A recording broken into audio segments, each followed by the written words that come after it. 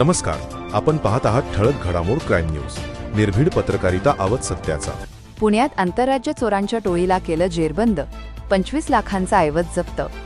दिल्लीवरून विमानाने येऊन पुण्यात चोरी करणाऱ्या आंतरराज्य टोळीला अलंकार पोलिसांनी बेड्या ठोकून त्यांच्याकडून 35 बंडल केबल ट्रक चोरीसाठी लागणारे साहित्य मिळून तब्बल 25 लाखांचा ऐवज जप्त केला आहे. शफीक अहमद, वय 49 वर्षे, राहणार पूर्व दिल्ली. राजबुल, वय 30 वर्षे, राहणार पश्चिम दिल्ली. एमडी जीत, वय 44 वर्षे, राहणार बिहार. आणि वारिस फकीर महम्मद, वय 35 वर्षे, राहणार त्रिलोकपुरी, दिल्ली अशी अटक केलेल्या चोरट्यांची नावे आहेत.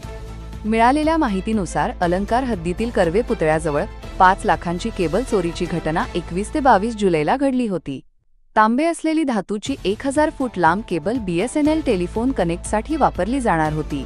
केबलची चोरी झाल्याप्रकरणी अलंकार पोलीस ठाण्यात गुन्हा दाखल झाला होता.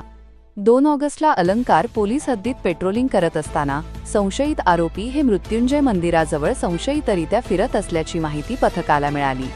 त्यानंतर पथकाने वरिष्ठांना माहिती कळवून घटनास्थळी धाव घेतली. पोलिसांना पाहताच संशयितांनी हालचाली सुरू करत पळून जाण्याचा प्रयत्न केला. पळून जात असताना पथकाने चोरट्यांना अत्यंत शिताफीने पकडून चौकशी केली असता त्यांनी गुन्ह्याची कबुली दिली आहे.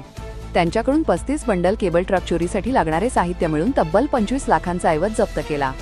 सदरची कामगिरी ही वरिष्ठ पोलीस निरीक्षक सुनीता रोकडे, पोलीस निरीक्षक अनिल माने, उपनिरीक्षक गणेश दीक्षित, महेश निंबाळकर, धीरज पवार, सोमेश्वर यादव, तुषार साळुखे, माधुरी कुंभार, शिवाजी शिंदे, अंकुश लोंढे, साईनाथ पाटील, राकेश क्षीरसागर यांच्या पथकाने केली आहे. प्रतिनिधी अविश कारफुले सोबत ठळक घडामोड.